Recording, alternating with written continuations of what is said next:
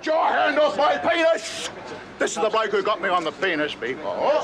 Now, get your hands off me. Hello everyone. So I decided to make this video after putting out a little poll on my Twitter account to see how many people would be interested in me doing a summary of the first 50 films that I've watched in this book, the 1001 Movies You Must See Before You Die 2011 edition. 2011 edition means it ends with something like True Grit or something ridiculous like that.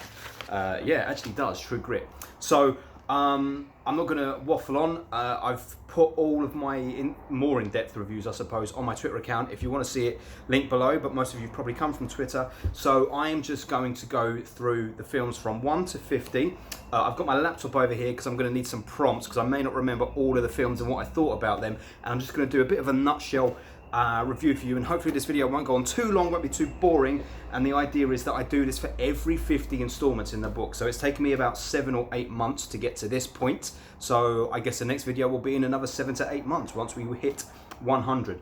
So without further ado, let's begin. Number 1 on the list is Le Voyage dans la Lune. It's a very, very short film by Georges Méliès or Méliès. It lasts about 12 minutes. It's wacky as hell. It's French. Sorry about the traffic. It's so noisy here. It's a French film. It's wacky. They get board a rocket ship to the moon. They land in the moon's eye. Lots of people know that iconic scene where the rocket literally lands in the moon's eye. They get on the planet. They discover some aliens. They bring them back to Earth. It's wacky. It's nuts. I loved it. It was 10 out of 10. It showed what cinema could do. It was an incredible introduction to the media of cinema. My cat's over here playing up, so that's why I'm looking over here. So that was that. Number 2, The Great Train Robbery. Again, another short film, 11-12 minutes long. And it's what it says on the tin, a great train robbery. We see the bandits hold up a train, they shoot a couple of people, and then inevitably they get shot and killed themselves. I guess it was technically the first gangster film, maybe. You're watching bad guys, I don't know, perhaps. And it ends with the iconic shot of the guy firing his gun directly at the camera. And apparently it scared people so much in the cinema that everyone who was watching pulled out their guns and started shooting at the screen. Crazy Americans, I know, it's crazy Americans. It was epic, it was fantastic, it was great. Another perfect form, what the media could do. So it was great. Two films that were a strong start on the list. Number 3 had to come along and mess things up a little bit.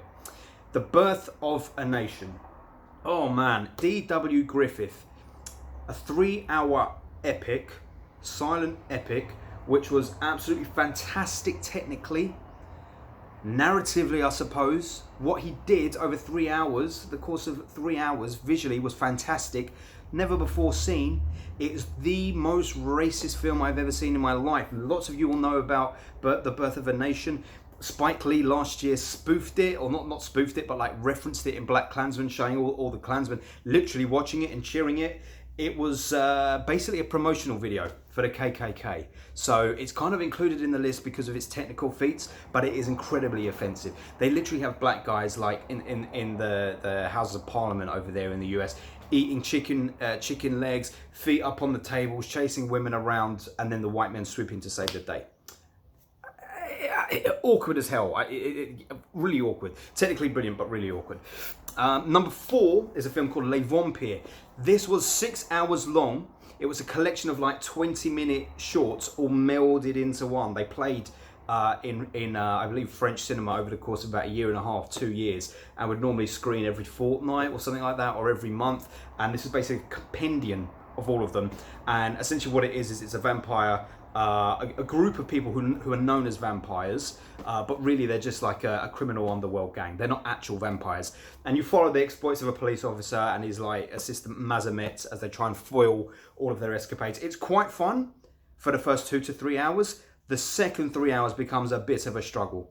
But it did introduce us to Irma Vep, who is one of the first, I guess, female iconic characters. She was a powerful character. She was a female criminal who essentially led the group for many of the short films within it. Anyway, Les Vampires, fantastic if you can watch it, but you only need to have your entire weekend free for it.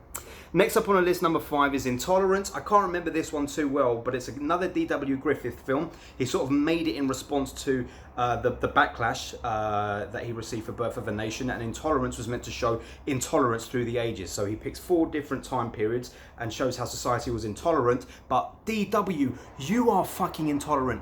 Don't be so stupid. Another 3-hour film ain't gonna fix that. It was dull as hell, it was on the nose, and again, technically very brilliant, but very fucking dull. That's sort of typical of him in the early years. Number 6, here we go, a good one. The Cabinet of Dr. Caligari. Now, I studied that at film school like over 10 years ago. Probably one of the first horror films. German expressionism, everything looked very cool, very unique. It was about a somnambulist, like a sleepwalking zombie who was under the mind control of Dr. Caligari, and it has a kind of twist ending. It looks very cool, very creepy. I loved it. It's very good. Highly recommend it. Number 7 is Broken Blossoms. Now, this is D.W. Griffith again. I know he's all over the list at first, unfortunately. But this is his best film. This is the best film of his that I saw. It wasn't very long. It was like an hour and a half to 2 hours. It was set in London. Again, it was racist because it had a white guy playing a Chinese guy. What, D.W., you can't fucking get it right. But the story at least was a bit more interesting. It followed this Chinese guy, white Chinese guy, who ran a shop, who moved from China to London, and he falls in love with a girl who is the daughter of a boxer, and this boxer's a real brute. It's a fantastic film. It's very enjoyable. D.W. finally got it right, but still included the racism. Fucking hell. Oh, Jesus. Number 8 is another D.W. Griffith. See what I'm saying? Way Down East. Look, I can't even really remember this film. I know I rated it low. This is what I said. Probably the worst D.W. Griffith film on the list so far. Tired, dull, and bloated. Broken Blossoms was far more intimate and enjoyable. Points scored for the incredible ice flow scene only. Oh yeah, it ends with a woman on a ice flow going down the river. It must have been pretty incredible to film. The film, I can't remember nothing about it. It was boring as hell. Forget it. We're moving on. Number 9, Within Our Gates. Now this is interesting because this is the first African American movie to be made. Unfortunately, the story isn't very strong. But I wanted to give it points at the time because I enjoyed seeing representation that early on. I didn't think that they were allowed to make many films that early on. I thought they'd been suppressed, but actually this one was in 1920 and it got out there. I can't remember everything. I've said the perfect moral response to the racist Birth of a Nation. Yeah, there you go. Doesn't match the technical or narrative brilliance of it. So there we go. It's not racist, but it's not as good a film technically. So it was fine. Number 10, The Phantom Carriage. Now this is another sort of like ghost story. It's not a horror story. I believe it's set in the streets of London, but a guy who's made some mistakes and is sleeping rough on the streets dies. And when he dies, the ghost carriage comes for him and it shows him what is happening in his life around that time. Sort of like a precursor to Dickens, or maybe it was inspired by Dickens. I'm not sure when Dickens wrote A Christmas Carol, but it has that kind of film. And it's a very good film. I enjoyed that one a lot. I'm speeding up a little bit because I don't want to linger too long. Number 11, Orphans of the Storm, D.W. Griffith. Again, I think there's only one more after this. I hope there's only fucking one more after this. I've said it isn't his worst work, but the intimate drama of the Gish sisters at the heart of the story is suffocated by outdated set pieces. All I can remember is it was a melodrama, it was real period costumes. It was 2 sisters who got split up and somehow were reunited. It wasn't very good. I can't remember anything unique about it. The Smiling Madame Beudet is at number 12. The Smiling Madame Beudet was very interesting. From memory, it's only about 30 minutes long, and it's about a husband and wife, and the husband is sort of a bit of a clown, a bit of a joker, and the wife is growing very, very tired of him to the point where she actually loads a gun and hopes that he will kill himself, because every time they have an argument, he pulls a gun out of his drawer and holds it to his head and says, "Do you want me to do this?" But he never does it. But she puts a bullet in the gun one day, hoping that he will, but he turns the gun on her, and I'll leave it there. It was interesting. It was very, very interesting. Number 13 on the list is Dr. Mabuse the Gambler. This is a German film, and I think it was done by Fritz Lang, who went on to do Metropolis, which we'll get to. Dr. Mabuse the Gambler is like 3-4 hours long, and it is about, it's sort of like Les Vampires, a guy who dons disguises and is wanted by the police, and they're like 20-30 minute shorts.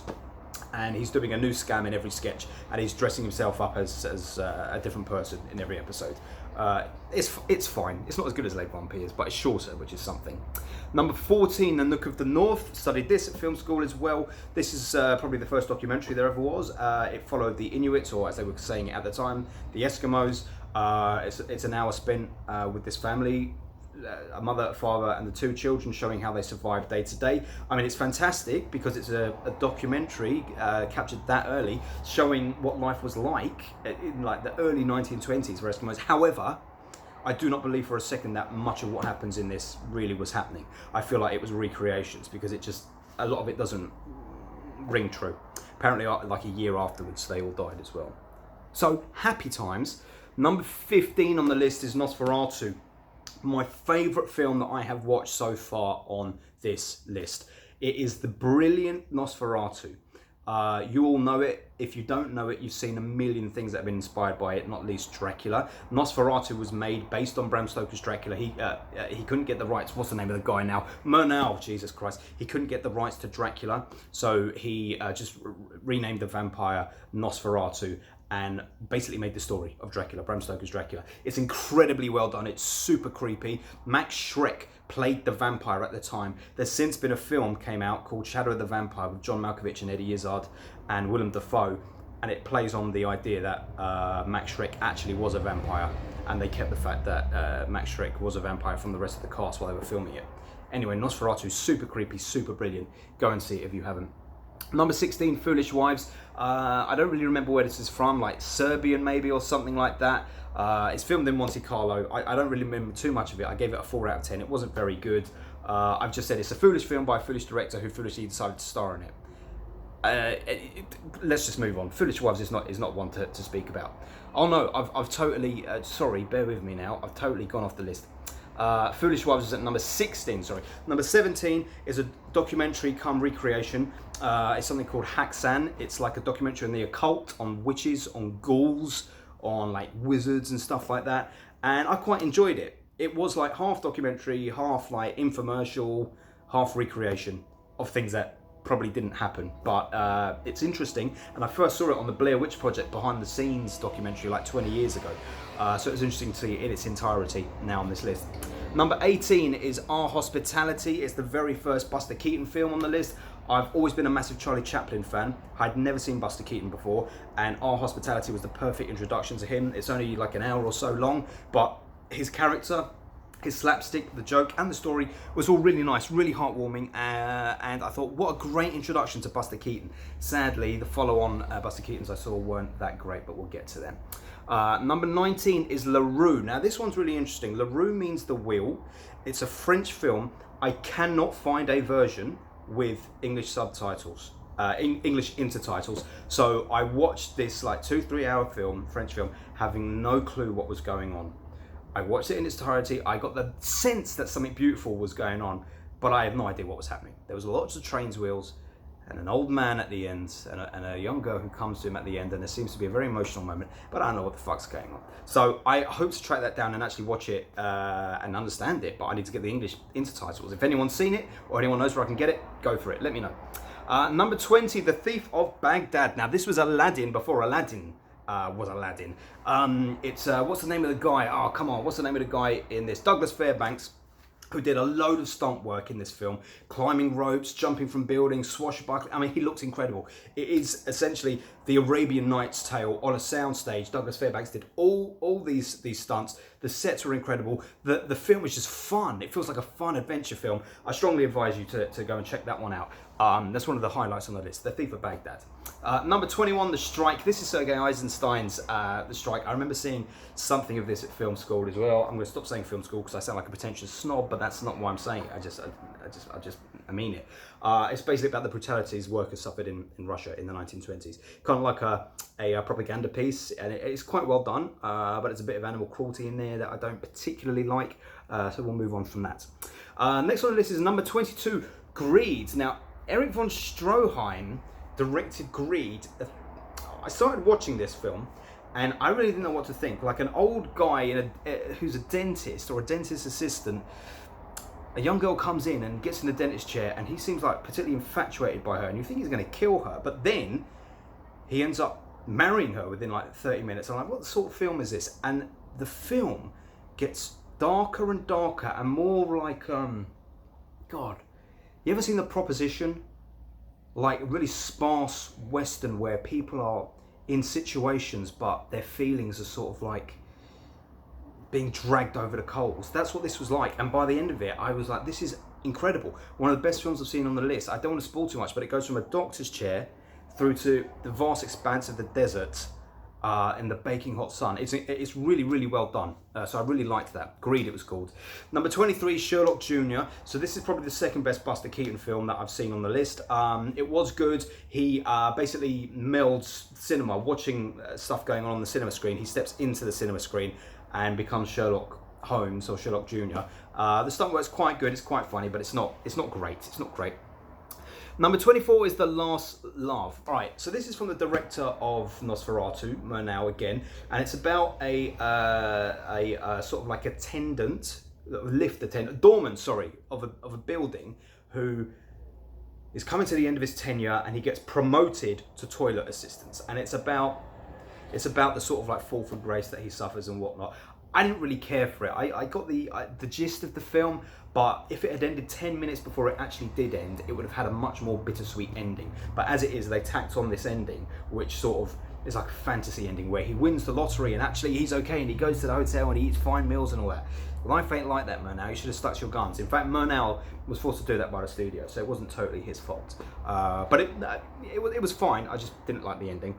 Number 25 is Seven Chances, Buster Keaton. Now you're wearing thin, Buster. So this one is, he needs to marry a woman by 7 o'clock that night in order to inherit £7 million or something like that. And it's a big farcical thing where he's trying to find a woman to marry by 7 o'clock that night. And it's just a bit dull, really. There's no real good laughs in there. And there's one particularly racist moment where he's just chasing after every woman he can. And he chases after this one and she turns around and she's a black woman and he quickly turns away and walks away. I'm sure it got big laughs at the time. Fucking racist now, isn't it? Right, number 26, we're halfway through. Number 26, The Phantom of the Opera. Having never seen the play, having never seen the opera or any iteration of this, I didn't know what to expect. So I was quite pleasantly surprised. There was a great revelation where his mask comes up and we see the monster beneath the mask, and he really is a monster in it. I don't know what it's like in the play or whatever, but he actually is a monster in it. And Lon Chaney is the guy who played him. And he really had loads of prosthetics to make his face look really weird. It was quite unique and distinct. So I enjoyed that.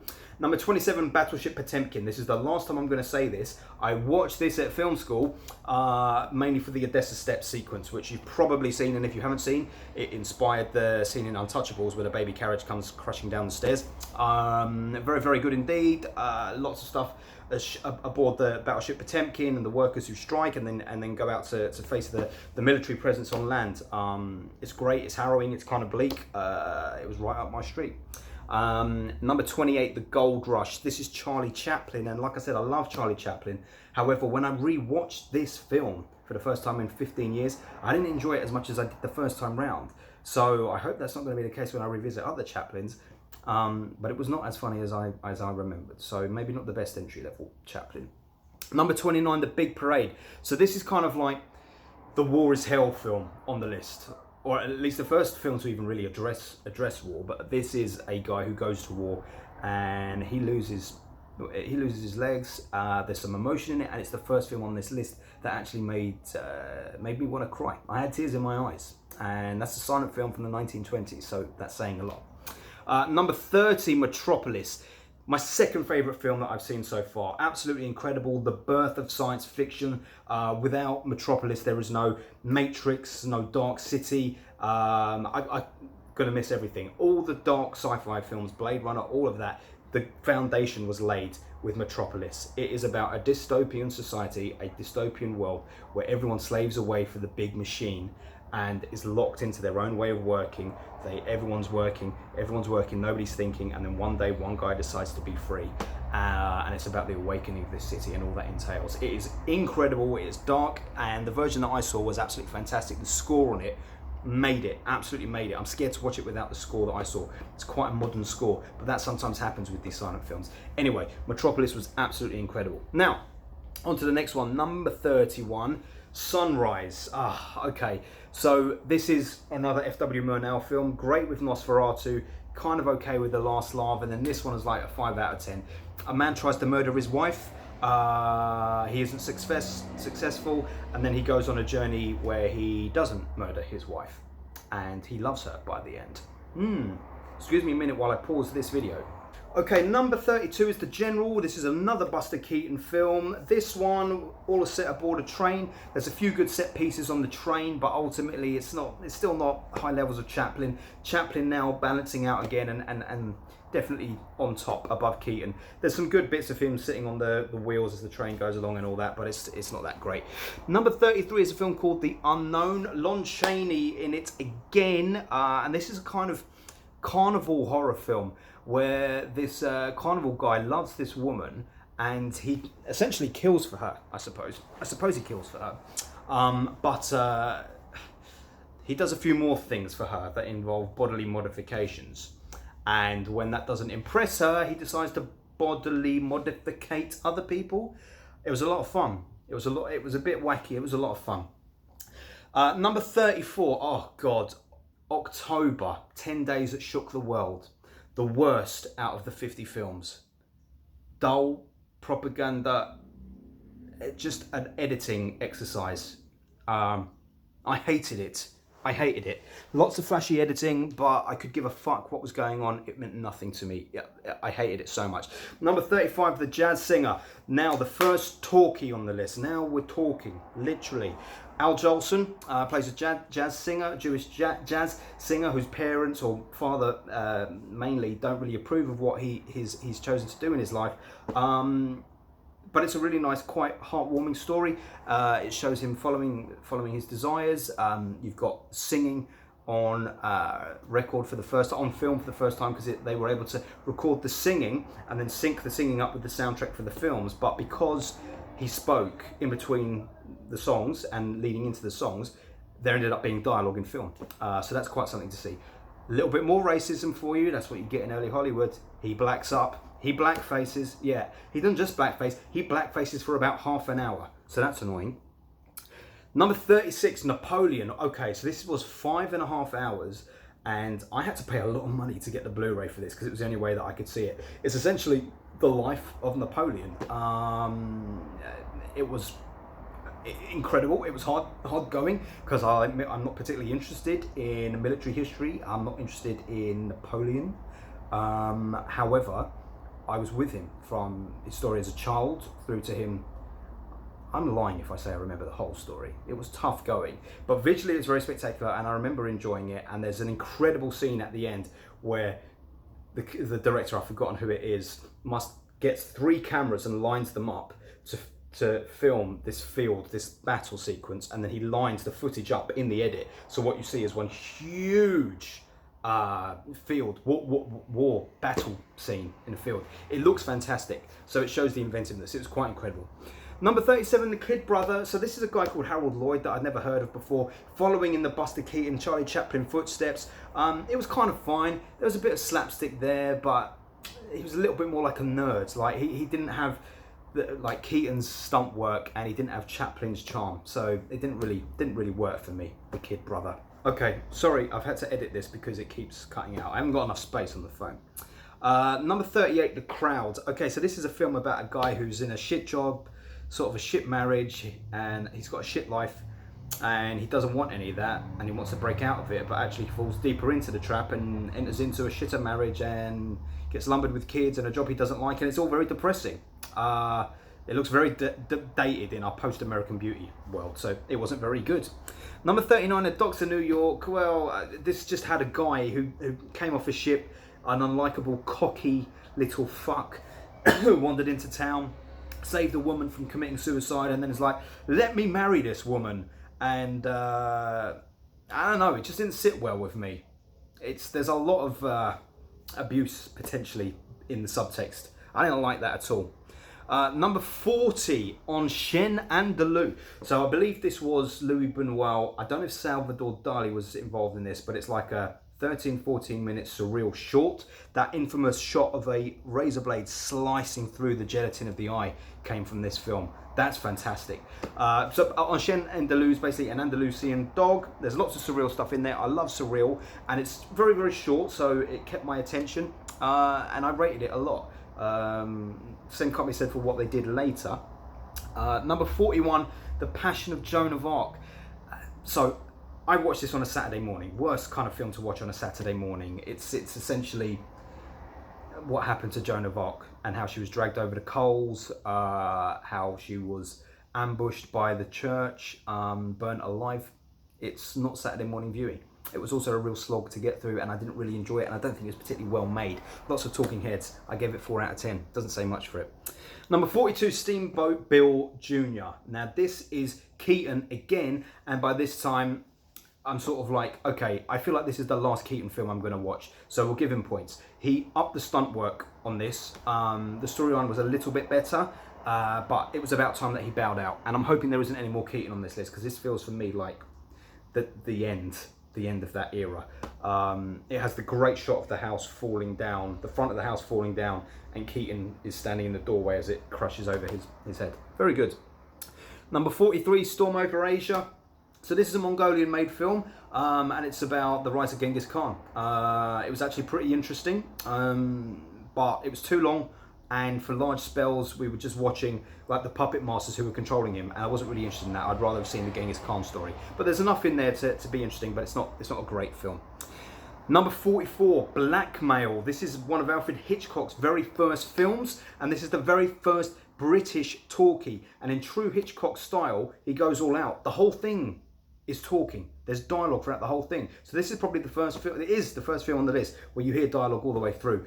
And the story has enough twists and turns, and there's enough in there for you to see everything that inspired the rest of his catalogue throughout the rest of his career. It's a really good film. I recommend it highly, and it winks at its audience along the way. Very, very enjoyable. Excuse me. So go and check that out. Number 45, Man with a Movie Camera. So this was just a guy in the Czech Republic, I think, who took his camera out and he filmed like 6-second shots of things out on the street from morning till night, again and again and again. But he also filmed an actor who essentially was him with a camera in the scenario. So I guess it was sort of to show the prevalence of the camera in modern day society at that time. However, like the camera was too obvious at that time, unlike now where you really can be anonymous and film things. The camera was everywhere. It was impossible not to go notice. So there's a lot of stagey stuff around it, but it's quite an interesting film. Okay, I'm really running out of battery, so I've got to make this quick now. That cut out again. Number 46, Pandora's Box. I did not like this film. Essentially, it's about a prostitute who is sleeping with all sorts of guys, and then one guy says he's getting married, and she gets really jealous, basically sabotages the relationship, marries him, he spirals down, wants to kill her, ends up dying himself. The woman then runs off with the son to London, and Jack the Ripper kills her. That's the film. Sounds good when you say it like that. It ain't. Not when you're watching it for 2 hours. It's no fucking good. I very much dislike this film. This was one of the worst films. Don't watch it. Number 47, The Blue Angel. So this came straight after Pandora's Box, and you can tell that there's a change in the tide. So maybe this is why these films are on the list, is because, again, you've got a woman who's very comfortable in her sexuality. She's very wily, she's very seductive, and she seduces this professor who she works at a nightclub, and all the students of this professor have been watching her, and he comes to take them away, but she seduces him, and he ends up falling in love with her inevitably, doing everything he can for her, and then she tosses him to one side, and he becomes a clown in the cabaret act that is the Blue Angel Club. It has a very disturbing ending though, so it's quite good. It gets marks for that, but it's still, I didn't really enjoy it. This is where we're getting into a period of films that I don't quite enjoy on the list, right? I have a bad one about now. Sorry for the focus issues here. Number 48, Large Door. Buñuel and Salvador Dali. That's a real film that from before, Le Chien Andalou, which was like 12-13 minutes, great. This one, which is over an hour, I don't like it. I'm sure there's a lot that I don't get in it, and that's probably why. But I don't like it. It's essentially about a couple who are trying to have sex, I think, for the most part of the film, and everywhere they go, the church and families and society are telling them not to, but it just don't work. It's not an interesting film. There's lots of stuff going on that seems totally irrelevant, and it just didn't hold my interest. I couldn't wait for it to end, and it did. The only thing I remember in it is that there was a cow lying in a bed, and that was very good, actually. I like the cow in the bed. Number 49, Earth. So this is really weird and really difficult to talk about. I didn't like this film. It's set in Ukraine, and it's about the birth of industrial farming or collective farming, and how that pushed out rich farmers or something. didn't do it for me. It's that sort of Ukrainian-Russian brand of film where they focus on the masses rather than the individuals doesn't do it for me. I need individuals to focus on. I need a couple of people who I'm invested in rather than society. I didn't like it. It wasn't very good. A bit preachy. Which brings me to number 50 and the final film on this video. And we went out with a bang. It was Little Caesar. This is the first gangster film. Not The Great Train Robbery. Little Caesar. With Rico in it. This is fantastic. It is the precursor to Scarface. Not only the precursor to Paul Mooney's Scarface, but to Tony Montana as we know him, as Al Pacino. He doesn't exist without this guy. This sets the entire template for every gangster film that came afterwards. The Best Friend, the Rat, the Rise to Power, the Inevitable Fall, the Bosses, the nightclubs, the clothes, the advancement of weaponry. It's all there and it's incredible, and the gangster talk is fast and sharp shooting. It's brilliant. It's a perfect way to end, and I cannot wait to see what I'm going to see in the next 50 films, because I get a feeling that this is the birth of gangster cinema, and we're about to see a few more gangster films in the next collection, I would hope. So guys, that is my very, very quick, well not so quick, summary of the first 50 films. Thank you for watching. If you like it, you can follow my progress on my Twitter account, which is down there in the handle. And if you don't like it, you probably ain't watching this bit of the video. So thanks for watching, and I'll see you in like a year when we do 51 to 100 of the 1001 movies you must see before you die, or before I die.